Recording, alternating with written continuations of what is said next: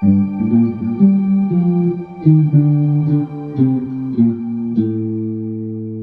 folks, I've spent the past few months digging into all the most baffling mysteries of the Shakespeare authorship question, and I want to share with you what I've found. Anyone familiar with the case for Edward de Vere knows that scholars have pulled together a mountain of evidence suggesting that Edward de Vere wrote the plays. But the question I'm grappling with today is how exactly Edward de Vere's name got lost to history. And furthermore, how was his image seemingly intentionally replaced with the phony narrative of the man named Will from Stratford-Upon-Avon?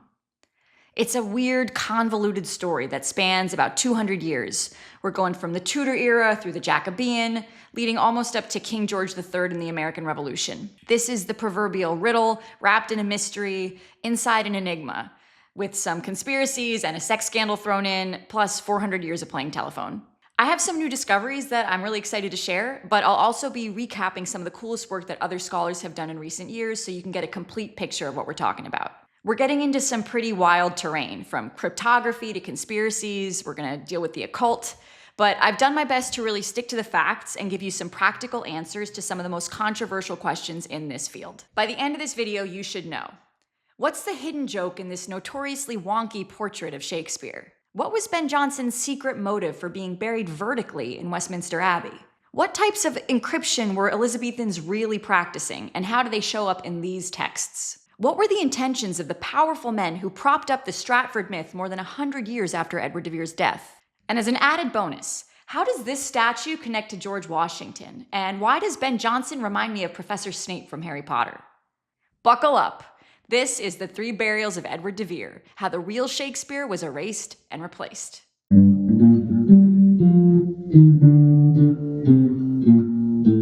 Part 1. Horatio.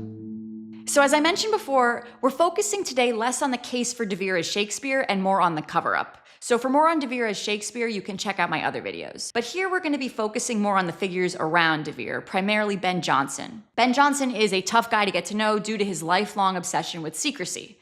But he's important because he's basically the quarterback of the team effort to preserve Edward de Vere's legacy when it's being threatened with erasure. Ben Jonson was seemingly the creative director of the 1623 First Folio, for which he wrote the majority of the introductory material, and he also wrote the poem that adorns the Stratford-Upon-Avon monument near where Will of Stratford is supposed to be buried. We'll come back to this. But first, let's lay out some of the most surprising facts about his life, which will actually give us a decent skeleton of his involvement with Edward de Vere. Did you know that Ben Jonson was buried vertically upside down in Westminster Abbey? This was thought to be a myth for a long time, but it's actually true. This is highly unusual, and even in his lifetime, nobody really understood why he was doing it. He joked about being too broke to buy more space, or he was saying he didn't want to take up too much room, and there were a lot of apocryphal stories and legends attached to this fact, but no conclusive explanations. So let's remember as we move forward that Ben Jonson specifically chose to be buried in Poets' Corner in Westminster Abbey, vertically. Here's another Ben Jonson fun fact. In 1598, he got away with murder. What murder? I'll take a moment to mention here that despite the sunny image we have of Elizabethan theater, this was a rough world. You had to be a bit of a risk taker to get involved with it professionally, particularly because this was not a society that protected free speech. In fact, government censorship was brutal, especially as Queen Elizabeth got older and older with no clear heir to succeed her. At this point, it was literally illegal to publicly question who the next monarch might be, or if there might be a civil war, or if the Protestant country was about to flip Catholic again. You couldn't even ask. The reason that common people were flocking to the theaters was not just for entertainment, but because this was the one place that you might get some news, cleverly disguised as a parable about ancient Greece, or maybe a story that takes place in the animal kingdom. So, in 1597, young Ben Jonson and Edward de Vere co-wrote the scandalous and likely seditious play Isle of Dogs. De Vere signed the play as Thomas Nash, and though an arrest warrant was placed for the fictional Nash, de Vere's immunity as a nobleman ensured that no arrest ever took place. Ben Jonson, as a commoner, wasn't so lucky, and he went to Marshalsea Prison, alongside 2 of the actors, Robert Shaw and Gabriel Spencer. A year later, Ben Jonson lands back in prison for killing Gabriel Spencer in a duel. Jonson beat the manslaughter charge and narrowly avoided hanging thanks to the invocation of an obscure legal loophole, and the fact that people appeared to be strangely reluctant to testify against him. Robert Prechter has posited that maybe de Vere intervened to help Jonson beat the rap. De Vere knew the law backwards and forwards thanks to his legal schooling, and De Vere had the clout and influence to intimidate Jonson's enemies against testifying. If De Vere had intervened to save his young protege's life, this would have been a defining moment in their relationship. I think De Vere may have been especially inclined to help if Spencer and Jonson's duel might have been related to bad blood resulting from the Isle of Dogs episode, or even perhaps if Jonson had been defending De Vere's interests in his confrontation with Spencer. Whatever happened behind the scenes, Ben Jonson narrowly avoided being hanged, escaping with nothing more than a brand on his hand, which he would bear for the rest of his life. But this would be far from his last close scrape with the law. Another strange fact about Ben Jonson is that he was simultaneously King James's most prominent poet laureate while maintaining a decades-long association with James's greatest enemies. In 1605, a year after De Vere's death, Ben Jonson was once again imprisoned alongside John Marston and George Chapman for writing the play Eastward Hoe, which contained anti-Jamesian sentiments as well as what scholar Catherine Children has identified as a flattering portrayal of Edward de Vere, disguised in the character of Touchstone. This play seems to have really upset the authorities because Jonson's situation in prison was so dire that Jonson's mother was reportedly preparing to smuggle him poison to kill him, as well as to poison herself. But before such measures became necessary, King James's chief advisor Robert Cecil was persuaded by Jonson's letters to let Jonson go free. And the next time we see Ben Jonson, he is at a dinner party with the key conspirators of the Gunpowder Plot to blow up Parliament, only days before the plot was supposed to take place. He's literally breaking bread with Guy Fawkes, the guy from the V for Vendetta mask. It's like going to Starbucks with Osama bin Laden right before 9/11. You'd think this might have burnt some of his goodwill with King James and Robert Cecil, but this seemingly was not the case because right afterwards, Jonson is penning masks and entertainments for the most high-profile events at the royal court. What's going on here? Most mainstream scholars have entertained the idea that Jonson was likely a double agent, exploiting his connections in the dissident artist communities and the Catholic community to feed information to Robert Cecil and King James. I will. I think the evidence for this conclusion is overwhelming, but the question remains, where did Jonson's loyalties really lie? Were they with the royal court, where he earned his living? Or was he secretly working against the monarchy's interests for decades, under their noses? Another Ben Jonson fact. In 1601, he contributed a poem to one of the most mysterious poetry collections in Elizabethan England, which announces to the world that Queen Elizabeth has a secret child at large who has not been named the heir to the throne. 1601 was a tense year in Elizabethan England. Queen Elizabeth is getting long in the tooth, and King James of Scotland's path to the throne is looking more and more clear. This is kind of crazy because Queen Elizabeth literally cut off James's mom's head. And people really don't want him, but royal blood is royal blood. At this time, Edward de Vere produces Love's Martyr, or Rosalind's Complaint, which purports to be a translation of an Italian poet Torquato Cailiano, but no such Italian poet exists, and this was merely an attempt to deflect from the poem's scandalous content, all of which was original. In this volume is William Shakespeare's The Phoenix and the Turtle, which tells the story of a tragic love affair between the phoenix and the turtle dove, which resulted in a secret child. Ben Jonson contributes some verses to this volume, as do Chapman and Marston, with whom he will be in prison for the Eastward Hoe scandal 4 years later. Hank Whittemore, Catherine Children, and other Oxfordians have interpreted the story of the Phoenix and the Turtle as an allegory about Queen Elizabeth and Edward de Vere's romantic relationship in the 1570s, as well as the secret Prince Tudor that was born from their union, identified as Henry Wriothesley, the Earl of Southampton. It's Henry Wriothesley to whom Shakespeare dedicates several works and who is widely believed by mainstream scholarship to be the fair youth of Shakespeare's sonnets. By collaborating with de Vere on this risky venture, Jonson is clearly throwing in his lot with Edward de Vere, and he appears to be intimately in his confidence. Hank Whittemore's The Monument beautifully relates how Shakespeare's sonnets are essentially de Vere's autobiography of this time period. They are covertly documenting how the Dark Lady, Queen Elizabeth, betrayed de Vere and their son, the fair youth, allowing him to languish in prison while her advisor Robert Cecil, the model for the villainous Richard III, installed James of Scotland to England's throne. Whittemore posits that the sonnets were smuggled into Henry Wriothesley's prison cell daily, while de Vere maneuvered to prevent his execution. I will propose as well that Ben Jonson might have additionally written a deeply felt ode to Henry Wriothesley, Earl of Southampton, during the time of his imprisonment after his participation in the disastrous failed Essex Rebellion of 1601. But to yourself, most loyal lord, O then, my best loved, let me importune that you will stand as far from all revolt as you are now from fortune. This poem wasn't published until 1641, after Jonson's death, where it is coyly described as a poem writ in Queen Elizabeth's time, since lost and recovered. The ode is officially addressed to Lord Desmond, who was imprisoned in the Tower the year before the Essex Rebellion, but there's little evidence to support the notion that Desmond was ever Jonson's best love. And even Jonson biographer Ian Donaldson questions whether the dedication to Desmond is intended as a misdirect, due to the poem being politically hot-button. Incidentally, Ben Jonson has many instances throughout his career of being really shifty with regards to the timing of his publications, or being ambiguous about whose names get attached to the works, and we're going to see more of this going forward. Let's jump to 1603. Queen Elizabeth has just died, leaving the throne to King James, and de Vere is heartbroken and bereft. As de Vere writes to his brother-in-law Robert Cecil, "In this common shipwreck, mine is above all the rest. She hath left to try my fortune among the alterations of time and chance." Now it's 1604. King James is on the throne, and Shakespeare's writings, which cryptically celebrate the hidden Prince Tudor, threaten to destabilize the entire government. Shakespeare's plays, which have been coming out regularly, will suddenly stop being published for 20 years.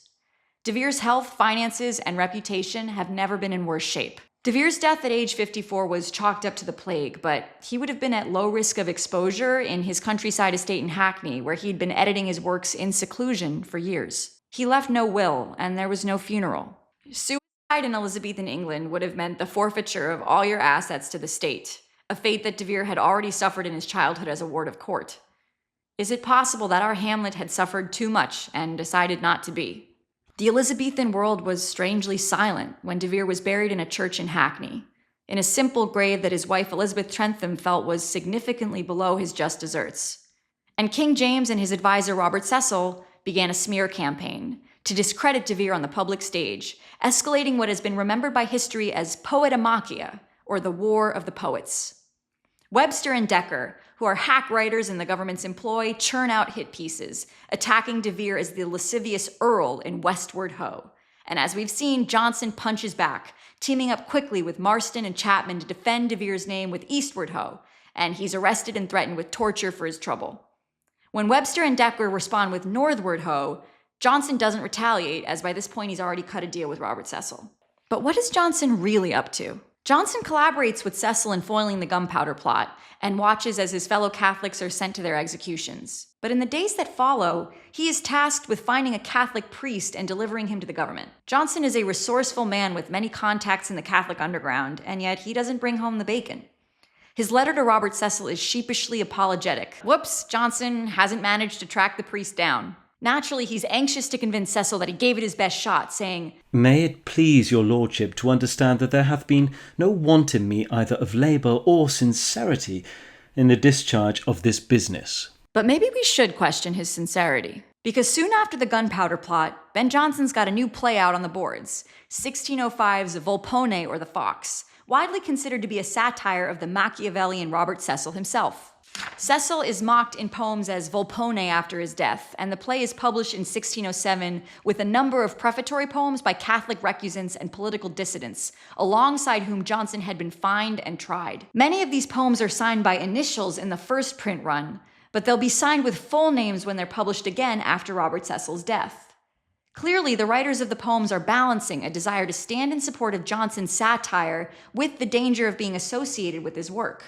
And I'll mention as an aside here, one myth about Ben Jonson that's damaged his reputation is the fact that his publications often had many prefatory poems and explanatory materials, which modern scholars have found pompous or egotistical. In fact, Jonson was adding these materials in order to be able to make calculated political statements. And of course, the other big myth about Jonson was that he was the jealous rival of his contemporary Shakespeare, whose works he mocked on the stage. We know, of course, that de Vere was Jonson's senior by 22 years, and that Jonson's allusions to Shakespeare's works on stage are always loyal homages to his mentor. Fact about Ben Jonson. Jonson was known to have styled himself after Horace, considering himself to be the Elizabethan age's answer to the Roman lyric poet. In 1601, government asset Dekker had previously targeted Ben Jonson, parodying him as the character Horace in his play Satyromastics. Oxfordians have wondered whether Jonson is Horatio, to whom Hamlet delivers his final anguished plea. "O good Horatio, what a wounded name! Things standing thus unknown shall live behind me. If thou didst ever hold me in thy heart, absent thee from felicity a while, and in this harsh world draw thy breath in pain to tell my story. Because for the rest of his life, that seems to be what Ben Jonson does. Part 2. As a scout. Like many Elizabethans, Jonson had a Latin motto, tanquam explorator, or as a scout. It was an apt phrase for a man renowned for his intellectual curiosity, but as is typical with Jonson, there was a deeper layer of meaning. The tag tanquam explorator came from a quotation from Seneca. For I am wont to cross over into the enemy's camp, not as a deserter, but as a scout. From the time he cut his 1604 prison deal with Robert Cecil, Jonson had been living in the enemy's camp, producing a wide array of entertainments extolling the glories of the Jacobean regime. Jonson was cantankerous and a drunk, often deriding the lavish propaganda spectacles he was responsible for producing. Oh, shows, shows, mighty shows, the eloquence of masks. What need of prose or verse or sense to express immortal you? The life of a double agent is lonely, and in his bitter, caustic persona, I hear echoes of Professor Snape from the Harry Potter book series, who must similarly operate in the enemy's camp. Years later, he would tell William Drummond that he had wished he had become a churchman, so that he could just once make one honest sermon to the king. I careth not what thereafter should befall me, for I would not flatter, though I saw death.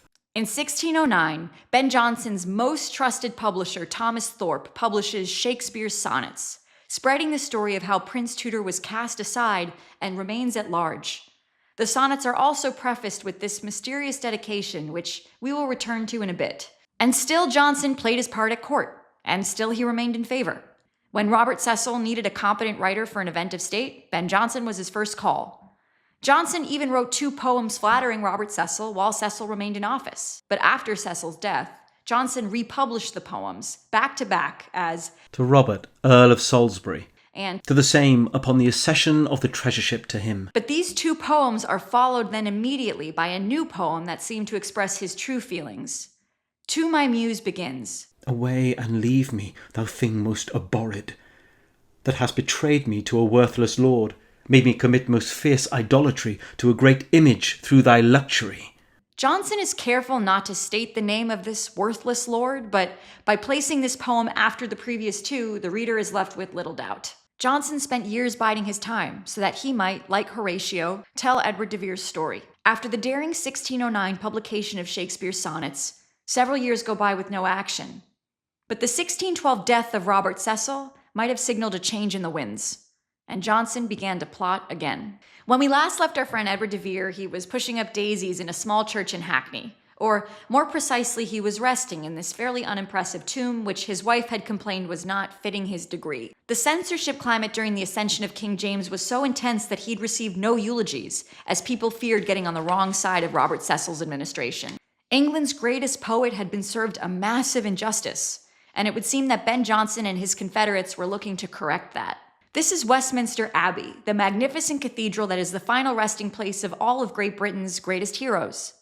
And here's the section of the Abbey that was soon to become known as Poets' Corner, though at this point it only housed Geoffrey Chaucer and Edmund Spenser, 2 giants of English letters. In the coming decades, Poets' Corner would fill up with the graves of some of de Vere's closest associates, including Ben Jonson, Francis Beaumont, Michael Drayton, and Hugh Holland, who contributed verses to Shakespeare's First Folio. And it's here that scholar Alexander Waugh suggests that Edward de Vere was covertly moved by his friends to find his final resting place in the year 1619. So some of this evidence is straightforward.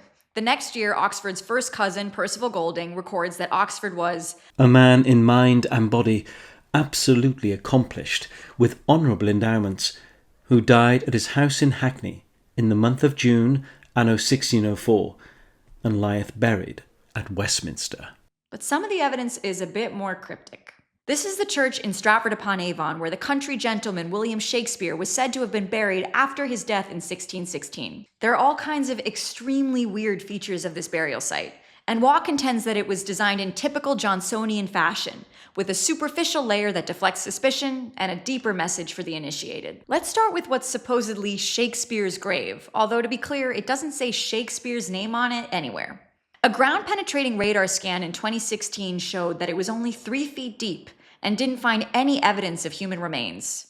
This grave simply isn't large enough to have contained an adult male corpse, and that might be why it's inscribed with this forbidding message. Good friend, for Jesus' sake forbear to dig the dust enclosed here. Blessed be the man that spares these stones, and cursed be he that moves my bones. So this is a pretty clear injunction against looking inside this grave, and the allusion to moving my bones is intriguing. But what does it mean? Fortunately, the funerary monument next to this grave is a lot more talkative, thanks to a poetic inscription by Ben Jonson. Now, I'd like to pause our story here and talk a bit about codes, because we're now moving into territory in which people were working desperately hard to communicate their message without detection. So meanings are about to get a lot more ambiguous. Codes and ciphers are some of the most controversial topics in the world of Shakespeare authorship studies, because they're somewhat in the eye of the beholder, and also because the idea of secret codes feels very tinfoil hat today. Nowadays in our modern world, regular people don't really think about cryptography, but that's largely because it's been made invisible in our lives, thanks to our messages being transmitted via computer devices, which automatically provide their own sophisticated encryptions. So it's out of sight and out of mind for us, but for an Elizabethan person, anytime they had to share a written message, especially one of a sensitive nature, it stood a risk of being intercepted. People had much more familiarity with basic types of ciphers, and furthermore, in this highly literate and poetic society, literary code breaking was something of a fad. People used anagrams and riddle poems the way that someone today might play Wordle or do the New York Times crossword puzzle every week. Having said that, the Shakespeare authorship question does kind of deserve its fishy reputation for being a little too enthusiastic about secret codes. So before we keep going with secret Prince Tudors and grave robbing, I want to give you some sort of basis in the facts. We're going to sort facts from fiction and provide you with some orientation around how Elizabethans did and did not use codes. Now, you may or may not be aware that the Baconian thesis, which posits that Edward de Vere's cousin by marriage, Francis Bacon, was Shakespeare, it was founded on the premise that there were secret codes in Shakespeare's works. People started looking for a hidden aristocratic Shakespeare as early as the 1800s, and Francis Bacon was the first guy that really took off as an authorship candidate. Francis Bacon's writings about statecraft and espionage mention the usages of different types of coded systems, and this led to an absolute mania for searching for Bacon's codes in Shakespeare's works. In fact, today's NSA actually has its roots in a bunch of Baconian codebreaker librarians who were enlisted by the government in World War II to decipher purple, which was Japan's version of the Enigma code. Though they succeeded against the Japanese, unfortunately, these extremely capable and brilliant men couldn't crack Shakespeare. To this day, many people have tried to find Baconian ciphers in Shakespeare's works, but despite their best efforts, their results were never replicable or convincing to many beyond the person who had supposedly found the cipher in the first place. All these Baconian cipher red herrings made it seem like Shakespeare authorship nuts were crying wolf, and in 1920, when J.T. Looney recovered Edward de Vere from the dustbin of history, the public was a lot less receptive to his message due to the stigma around all these codes. The Baconians were especially excited by the fact that the page numbers in the first folio are super messed up, and these discrepancies were thought to hold great significance. You will never again hear me attribute anything in the Renaissance period to error because these were incredibly careful and bright people, but my take on the mispaginations in the first folio is that the printers were rushing like crazy due to circumstances we're going to outline later, and also mass publication of print media was in its infancy. Basically, I think it's kind of random. This wasn't a slow, careful art like some of the engravings that we're going to look at, in which case everything is intentional. But my whole take on this subject changed the day that I learned that printers of Shakespeare's sonnets would interchangeably use a W with two V's, or even two lowercase v's, depending on what letters they had available. Are you following? Yes. Okay. Yes. Yeah. Another issue I have with the Baconian ciphers is honestly, they're too hard to break. And if the US's intelligence war cabinet couldn't find what they were trying to say, then this was probably an inefficient system for conveying a secret message. Once I start getting into the types of codes that Elizabethans really were using to communicate with one another, you'll get a sense of the level of difficulty and ambiguity that they were accustomed to operating on. It's simultaneously wittier and less elaborate. I think for our purposes, these codes were developed by men of letters to speak to other men of letters, and as such, they were more likely to traffic in linguistic tricks and classical learning than numerical ones. One example of this type of encryption that shows up repeatedly is referencing a classical text but subtly tweaking it so that the learned people familiar with this text will notice the adjustment. Machiavelli may have actually done this when he talks about David going to fight Goliath with his slingshot and his knife. Most people would look at that passage and keep walking, thinking it looks normal. But if you're well educated and you're reading this alertly, it's going to stick out to you that in the Bible, David didn't bring a knife. In fact, it's really emphasized that he isn't afraid to face the fearsome giant Goliath with just his slingshot because he knows that God will protect him. So what Machiavelli is saying is actually pretty shocking and even heretical, that his methods will, in a sense, oppose the Bible, saying, don't just trust in God, read my book and bring a knife. Ben Jonson will use this method of encryption to talk about Edward de Vere occasionally, as per Alexander Waugh's research, and Roger Strittmatter showed how Francis Mears used a similar technique to identify de Vere as Shakespeare. Another popular encryption technique is anagrams. As far as I've come across, anagrams are mostly used to disguise people's names in a provocative and tantalizing way. The usage for these reminds me of how pop artists today might release diss tracks or love songs about other celebrities, but they want to let the fans figure out who they're talking about rather than stating it explicitly.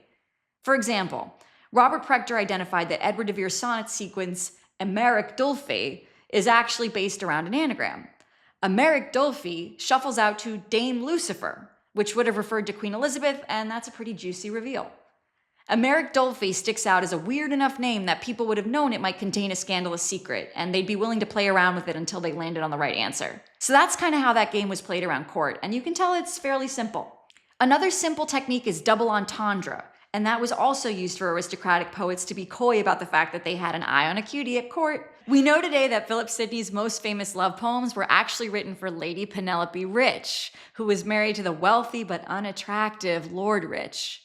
See if you can catch the subtle message. But that rich fool who by blind fortune's lot the richest gem of love and life enjoys, and can with foul abuse such beauties blot, grow in only folly rich. Scandal-ridden Penelope Rich actually inspired a lot of coveted poetry.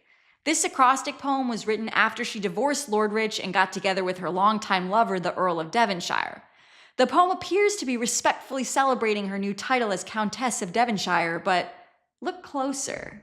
It's a very interesting poem because although what it says is quite boring and it's in praise of Penelope Rich, it's also being very, very rude about her, but in a very secret way. And the way you discover that it's being rude about her is you follow the capital letters. So along the left-hand column you can see it says Penelope down, capital letters, and then you can read Countess on the 5th line, of on the 6th line, Devonshire. Now this in itself was highly controversial. In those days you couldn't get a divorce very easily. And she was actually married to Lord Rich, hence she's called Penelope Rich. But she somehow wangled a divorce and got herself to marry a man who became Earl of Devonshire. So she called herself Countess of Devonshire. And a lot of people at the time said she can't call herself that, she's got no right. But anyway, the fun bit about this is if you carry on with the capital letters, you see C-O-I-T-U-I, coitui, which in Latin means for a fuck. So you're starting to see how people in this milieu are using codes to subtly publish court gossip or even subversive messages, and they're typically literary rather than numerical codes. They might be in English or maybe Latin, and they all draw attention to themselves to highlight one secret piece of information that the reader is primed to search for by the presence of dissonance in the text. Your anagrams are showing, Doctor. There is one exception to this, and it's a group of people who were using numbers as a meditative practice. It's a form of Christian Kabbalah. However, with this Kabbalistic practice, you're not trying to pass a message to another person. The message is always the divinity of Christ, and your goal is to make the most elaborate web of numbers and symbols possible in order to deepen your immersion into Christ consciousness. For example, Thomas Tresham was a Catholic dissident who built this triangular building in 1593 as an expression of his faith in the Trinity. You can see how he covers the building with different symbolic representations of Christ. He also made a similar decoration on a window of a building he was being imprisoned in for being a Catholic, and in fact, his jailers made it difficult for him and were trying to mess it up. So I think this type of numerical Kabbalah exercise makes a lot of sense if you're going to jail for your religion and you're going to have a lot of time to reflect on why you're there. But it's not intended to communicate a complicated message to another person. And what about John Dee, the mathematician and astrologer who helped Queen Elizabeth to choose her coronation date? Alexander Waugh has developed a beautifully intricate decryption of the dedication of Shakespeare's sonnets based on the theory that John Dee's encrypted them through geometric principles. I spent a lot of time looking into this and highly recommend you do the same because it's an exhilarating ride through Waugh's genius. But my conclusion was that I don't actually think Dee was particularly involved with Edward de Vere or the Shakespeare authorship question. And I also don't think numbers are necessary to break these codes, which were written by men of letters who had to operate much more simply in order to get their message across. Hank Whittemore's decryption of the mysterious sonnet dedication relies mostly on double entendre, and to me hews more closely to the spirit of what the publishers were trying to convey in 1609. It continues to play on the same words that are used to identify Henry Wriothesley and Edward de Vere within the text of the sonnets. And to me it makes sense that the coded message would be intended to communicate A, who wrote the sonnets, and B, who they're really about, subtly enough to evade the censors. So, okay, hopefully you've calibrated a bit into the somewhat Straussian approach I've adopted in reading these hidden messages, in which the esoteric text is generally as simple as it can possibly be without risking political persecution. And now we're ready to go back to this slightly bizarre grave site in Stratford-Upon-Avon with an empty 3-foot-deep grave threatening to curse you if you excavate it. And let's look back at the monument next to it with this poem by Ben Jonson. Alexander Waugh reads this as a riddle poem, hinting to the reader where Shakespeare is really buried. Stay, passenger. Why goest thou by so fast? Read, if thou canst, whom envious death hath plast within this monument. Shakespeare, with whom quick nature did, whose name doth deck this tomb. Far more than cost, sich all that he hath writ, leaves living art but page to serve his wit.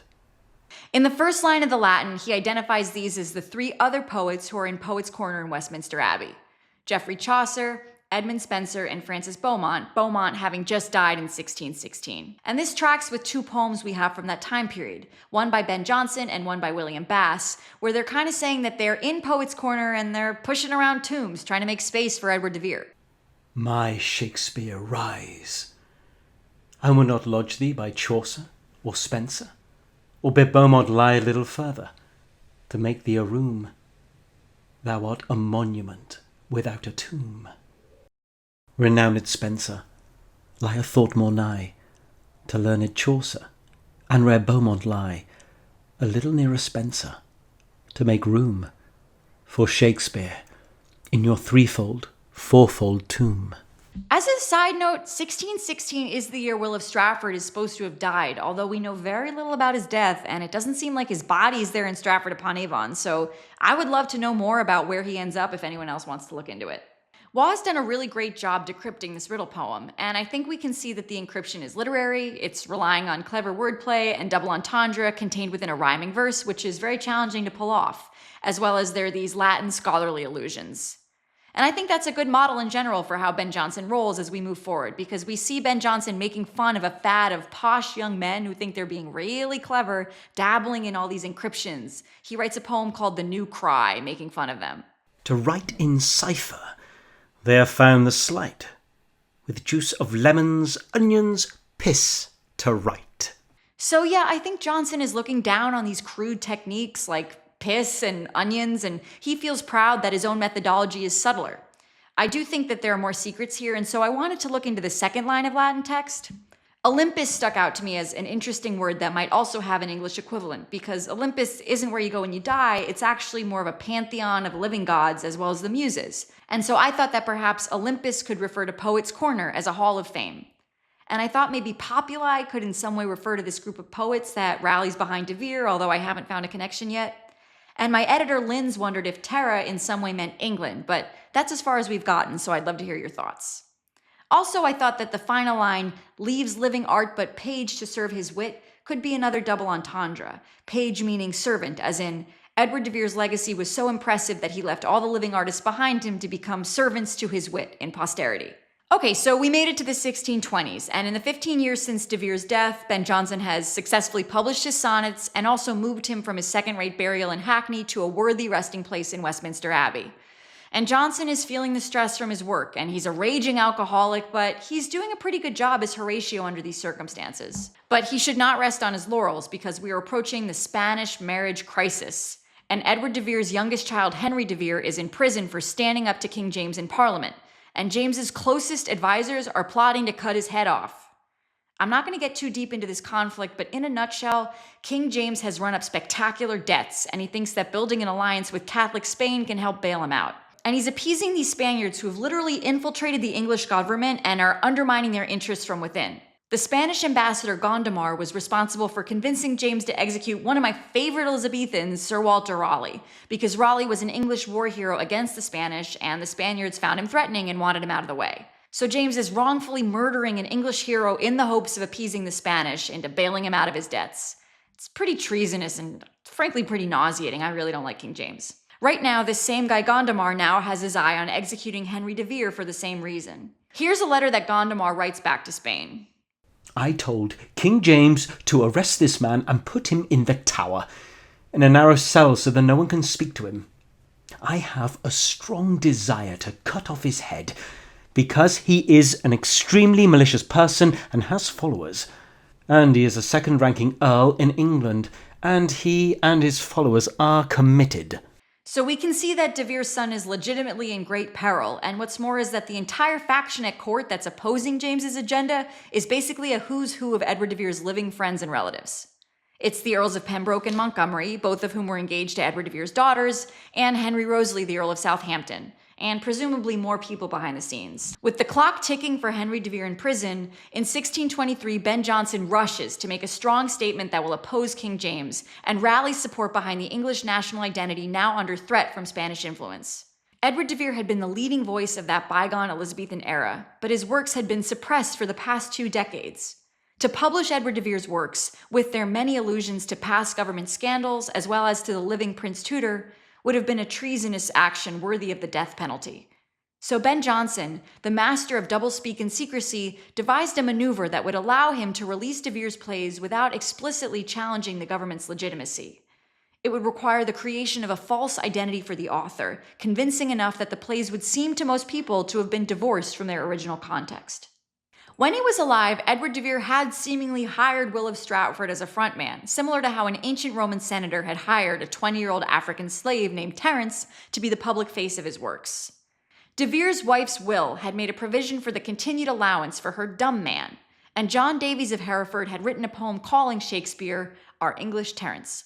But Jonson would go even further, creating Shakespeare's First Folio, a greatest hits compendium of dozens of plays from Edward de Vere's life at court, accompanied by a series of documents intending to solidify the idea that the writer was a simple country gentleman with no connections at all to the English aristocracy. The First Folio contained introductory materials penned by Jonson, but signed by the illiterate actors Hemmings and Condell, in order to further establish the connection to Will of Stratford.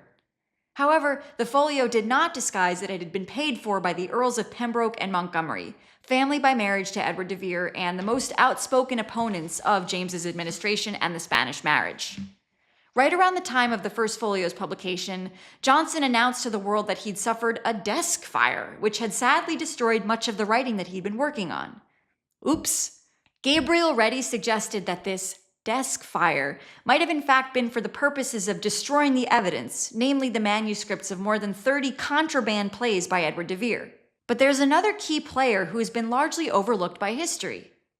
Jonson had likely obtained de Vere's manuscripts from Susan de Vere, the youngest of de Vere's 3 daughters, who was likely the inspiration for King Lear's loyal daughter, Cordelia. Susan was married to the Earl of Montgomery, but she had far more of a literary reputation than he did, and scholar Bonner Cutting has suggested that Susan became the literal face of the First Folio project. In fact, a recent discovery by Cutting has revolutionized our understanding of this historically baffling and bizarre portrait of the artist called Shakespeare. The publication of the First Folio seems to have been a resounding success. The Spanish match fell apart, and Henry de Vere walked free from prison. But not everyone seems to have been pleased with it, or the lengths that Jonson had gone to erase the author from their works. A year later, in 1624, Gervase Markham lamented that a member of the de Vere family had been injured by a pen whose blanching might make the whole world forgetful. Ben Jonson, for his part, was also growing weary from the burdens he had shouldered to preserve de Vere's memory. Reflecting on his experience compiling de Vere's works, he wrote, I remember the players have often mentioned it as an honour to Shakespeare, that in his writing whatsoever he penned, he never blotted out a line. My answer have been, would he had blotted 1,000, which they thought a malevolent speech. I love the man, and do honour his memory on this side idolatry as much as any. Well, he was indeed honest, and of an open and free nature. Had an excellent fancy, brave notions, and gentle expressions, wherein he flowed with that facility that sometime it was necessary he should be stopped. But after the many sacrifices he'd made for de Vere throughout his life, Jonson would make one more with his death. Jonson confounded everyone with the odd request that he should be buried vertically in Poets' Corner at Westminster Abbey, and refused to give a straight answer as to why. Still to this day, Jonson's biographers are baffled by his strange choice of burial. But it seems to me that Jonson's motives were quite straightforward. He knew that he and his conspirators had bid Beaumont lie a little further to make the room, and that there was one more tomb in Poets' Corner than had officially been accounted for. And so I think it's plausible that Jonson was strategically placing his vertical tomb in a way that would prevent the accidental exposure of de Vere's resting place. I'd love to hear your thoughts on this theory. Remember that William Shakespeare said, "The whole world is a stage. All the people are merely players and actors." Okay, so we've covered a lot of territory, and now you've seen two burials of Edward de Vere, the first at Hackney and the second in Westminster Abbey, but I promised you three. So this third one's going to be more of a metaphorical burial, and it actually takes place more than 100 years later, as a new circle of poets and aristocrats in England are grappling with a major question of national identity. If you're trying to get the truth out that Edward de Vere wrote Shakespeare, one of the biggest obstacles that you face is a very strange fact. Not only was de Vere published under a pseudonym during his life and after his lifetime, but a century after his death, there was seemingly a coordinated effort by an elite group of artists and aristocrats to solidify and even fabricate evidence evolving the myth of Will of Stratford. What's even stranger is that it seems that these people actually knew the truth and yet took steps to mislead the public. There has been a massive amount of confusion about what motivated this, so I'm going to attempt to clear things up. The century after Edward de Vere's death is a bitch for English politics. Can I say that? Yes. Okay. You have a civil war and a king gets his head chopped off, and there's a massive amount of economic turmoil and many foreign wars. And as the 18th century goes on, there's a definitive sense of cultural malaise in England. I'm going to draw a contrast. Like, in the Renaissance period, you have the building of a national story, but in the 18th century, sarcasm and satire are all the rage. You can see this in the works of the most prominent writers, Jonathan Swift and Alexander Pope. Behind this snarky, bitchy tone that pervades the literature is a sense that things aren't quite what they used to be, and England's glory days might well be in the past. People in England are looking backwards, trying to recapture their nationalist spirit, especially with the German Hanover dynasty on the throne, and there's a culture war raging about how to define English identity. Meanwhile, there are massive tensions within Parliament. You have Robert Walpole amassing a huge amount of power and essentially functioning as England's first prime minister, and there's a fierce backlash against Walpole and his policies by a diversely affiliated group of elites who identify themselves as a Patriot Opposition. This isn't a very good metaphor, but you can kind of look at how people in Hollywood felt about Donald Trump when he got elected in 2016, and the very energized #resistance movement that inspired a lot of art and activism. That's kind of how angry the Patriot Opposition are about Walpole and the direction that England's going in. And that's how committed they are to trying to stop him through a combination of legal action and public art. As I mentioned, a major front of this culture war battle ends up being the representation of England's historical heroes, and who gets to control their image and branding. In 1737, Walpole's camp pays to have an ostentatious bust of Milton placed in Poets' Corner in Westminster Abbey, with an even more ostentatious plaque next to it saying, "Hey guys, Robert Walpole's government paid for this and you're welcome." That same month, an anonymous letter in the newspaper insults the Milton bust, saying that a group of prominent Patriot Opposition figures are working on making a Shakespeare sculpture to place in Westminster Abbey as a rebuttal. It's also important to these patriots that the Shakespeare sculpture be funded by the people, so that they can make a statement contrasting the corrupt government's Milton propaganda bust with the impression that the Shakespeare sculpture represents the people's will. To this end, the Patriot Opposition holds a series of fundraiser performances of Shakespeare's plays for the public, but they still fall short of the money required to build the sculpture, and a wealthy lord ends up having to cover the bill. This group engages in a large number of activities to bolster the image of Shakespeare as their anti-government symbol, including adding a quill pen to Shakespeare's funerary monument in Stratford-Upon-Avon to make him look more like a writer, and throwing a huge Jubilee festival there in 1769 to celebrate the supposed birthplace of the bard. All right, you guys, I've made it pretty far into this presentation, but now I have to drop the F-bomb. Freemason. A number of prominent figures involved with the Shakespeare revivalist movement happen to have been high-ups in the Freemasons, and even leave little Freemason Easter eggs in what they're doing. Nowadays, talking about the Freemasons is kind of cliche conspiracy theory fare, but in the 18th century, the Freemasons were a very active and influential group, and their lodges were like exclusive clubhouses for elites to socialize in. I'm struggling to come up with the right analogy here, but today it's maybe kind of like the Scientologists in Hollywood, or the effective altruists in Silicon Valley, or maybe it's more like the Daughters of the American Revolution in the South. So how do we know that the Freemasons were actually involved in this? Well, because they're telling us, and very loudly. Look at the posture of William Shakespeare here with the crossed legs and the bent elbow. This is the posture of the Freemasons, taken from the Knights Templar, who were posing their bodies as the Chi Rho symbol of Christ. And as promised, here is Freemason George Washington standing in the exact same posture. Looking good, George. Look at where Shakespeare's finger is pointing. This passage is a misquotation from The Tempest, which is funny that it's misquoted in an engraving. And the finger is pointing to solemn temples, which is a reference to Solomon's Temple, the supposed origin of all of Freemasonry. In 1743, the group behind the Westminster Abbey sculpture placed another sculpture at Wilton House, the former home of one of the brothers who funded the First Folio. You can see the same posture here, but the finger is now pointing to a different message: shadow player. This may be the Freemasons within the Patriot Opposition boasting about how they are operating in the shadows. But could it also be an indicator that these people knew that Edward de Vere himself was the shadow player behind the puppet figure William Shakespeare? This begs the question, in the midst of all of their activities, did these people know that the real Shakespeare's identity had been buried? In my opinion, it's more than likely that they did. Some of Walpole's leading opponents were distant descendants of de Vere's relatives, including Robert and Edward Harley, the new Earls of Oxford. Furthermore, David Shakespeare makes a convincing case that the statue's face was modeled on an old portrait of Edward de Vere that had been passed down as a Harley family heirloom. So yet again, we have two layers of messaging. The unwashed masses wishing to pay homage to England's greatest literary hero, see Will, a commoner like them. But for elites in the know, this is a statue that reveals a secret, and it also solidifies their status as insiders with unique access to understanding Shakespeare.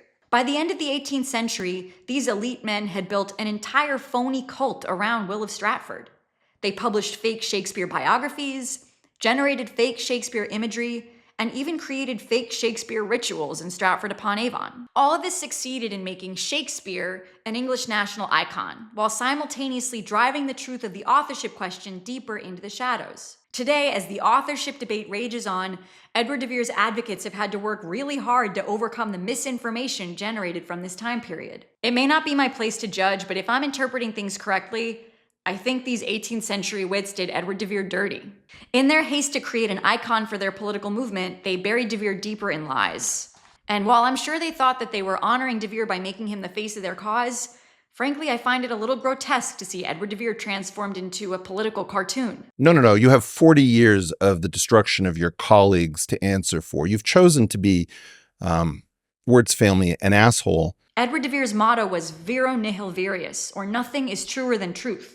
And yet throughout his life, and after his death, he was manipulated by liars. Ben Jonson and his collaborators were censored from speaking the truth under pain of death. But these 18th century men were completely at liberty to properly honor de Vere's legacy, and instead they chose to make him their mascot, using their knowledge as an elite form of currency that frankly feels a little smug.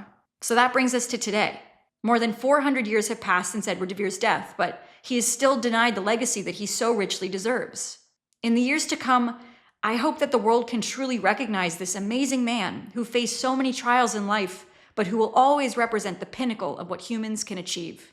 Please let me know if there are any topics you'd like me to delve into more deeply. Thank you for your time. Please like and subscribe, and I hope you've enjoyed the 3 burials of Edward de Vere, how the real Shakespeare was erased and replaced.